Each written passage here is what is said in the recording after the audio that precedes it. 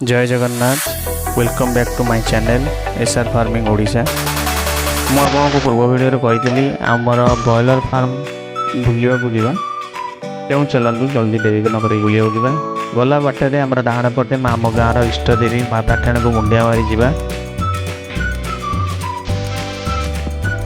ମୋ ଫାର୍ମଟା ମା ପାଠାଣୀ ଠାକୁରଙ୍କଠୁ minimum 700-800 metre ଦୂରରେ ଅବସ୍ଥିତ। ଆପଣ ଟୁଆର୍ଡ ଢେଙ୍କାନାଳ ଗଲା ବେଳକୁ ମୋର ବାଁ ପଟେ ମୋ ଫାର୍ମଟା ଅବସ୍ଥିତ। ଆମେ ମୋ ବାଁ ପଟେ ଆମ ଫାର୍ମ ଦେଖାଗଲାଣି। ଆଉ ଟିକେ ଆଗକୁ ଜଷ୍ଟ ଗଲେ ଆମର ଫାର୍ମ ରୋଡ଼ ପଡ଼ିଯିବ। ସେଇଟା ମେନ୍ ରୋଡ଼ଠୁ 200 ମିଟର ଭିତରେ ପଡ଼ିବ।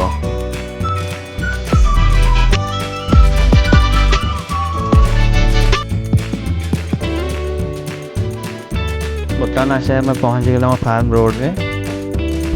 এই পছটা আমার গাঁরু আমি আসলে এবং এপଟେ গেলে যে রোডটা দেখুছি এটা ঢেঙ্কানাଳ ରୋଡ଼। ଆଉ ଯେଉଁ ମାଟି ରାସ୍ତାଟା ଆମ ଫାର୍ମ ରୋଡ଼। ଚାଲନ୍ତୁ ଫାର୍ମ ରୋଡ଼ରେ ଯିବା। ଆମର ଯେଉଁ ଫାର୍ମ ରୋଡ଼ ଏଇଟା ବର୍ତ୍ତମାନ ପୁରା ଗୋଟେ ପାହାଡ଼ ପାଖରେ କି ପୁରା ଗୋଟେ ଭଲ ସିନେରୀ ମୋତେ ଦେଖିବାକୁ ମିଳେ।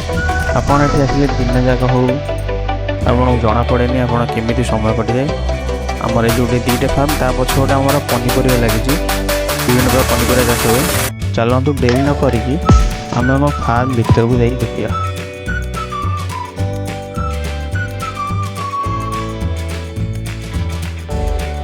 ବର୍ତ୍ତମାନ ଆସି ଆମେ ପହଞ୍ଚିଗଲେ।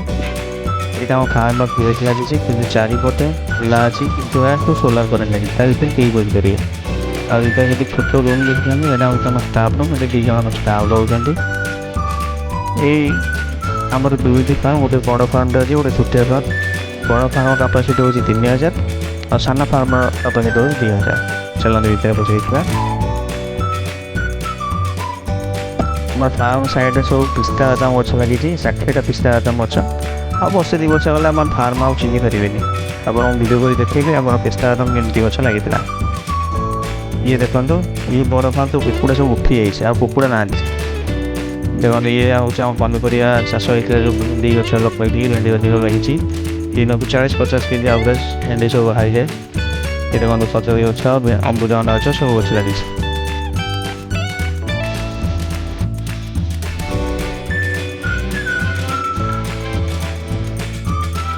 ଇଏ ଯେଉଁ ଫାର୍ମ ଆମର ଅଛି, ସବୁ କୁକୁଡ଼ା ଉଠିଯାଇଛି, ସବୁ କାମ ହେବ, ସବୁ ସଫାସଫି ହେବ। କେମିତି ସଫା ହେବ ମୁଁ ଆପଣଙ୍କୁ ଦେଖେଇବି ମୋ ଭିଡ଼ିଓରେ ଆଗକୁ। ଇଏ ଦେଖନ୍ତୁ ସବୁ ପିଲର ଲାଗିଛି, ସବୁ ସେମିସି କନଭର୍ଟ ହେବ ଆଗକୁ। ସେମିସିରେ ଆମର ସବୁ ସାଇଡ଼୍ କଟନ୍ ଲାଗିବ। ସାଇଡ଼୍ କଟନ୍ ପାଇଁ ସବୁ ପିଲର ଲାଗିଛି, ସବୁ ଉଇଞ୍ଚିଂ ମେସିନ୍ ବସିବ। 4ଟା ଉଇଞ୍ଚିଂ ମେସିନ୍, ସାନ ଫାର୍ମ 2ଟା, ବଡ଼ ଫାର୍ମ 2ଟା। ଯଦି ଆପଣ ମୋ ଭିଡ଼ିଓଟି ଭଲ ଲାଗିଲା ତାହେଲେ ଆପଣ ସବସ୍କ୍ରାଇବ୍ କରିବାକୁ ଭୁଲିବେନି, ଆଉ ସେୟାର କରିବାକୁ ଭୁଲିବେନି। ଆପଣ ସବସ୍କ୍ରାଇବ୍ କରନ୍ତୁ, ଆଗକୁ ଦେଖିବେ ମୋର ଯେଉଁ ପାଲ ସାଇଡ଼୍ କଟନ୍ ଲଗେଇବି, କେତେ ତ ବଜେଟ୍ରେ କେତେ ଟଙ୍କା ଖର୍ଚ୍ଚ ହେଉଛି ତା'ର ହିସାବ ଆପଣଙ୍କୁ ଜଣାଇବି। ଆଉ ଫାର୍ମ ସାଇଡ଼୍ କଟନ୍ ଲାଗି ସାରିଲା ପରେ ଆପଣ ଭିଡ଼ିଓରେ ସମ୍ପୂର୍ଣ୍ଣ ଭାବରେ ଦେଖେଇବି କେଉଁ ପ୍ରୋସେସ୍ରେ କେମିତି ଲାଗୁଛି। ଜୟ ଜଗନ୍ନାଥ।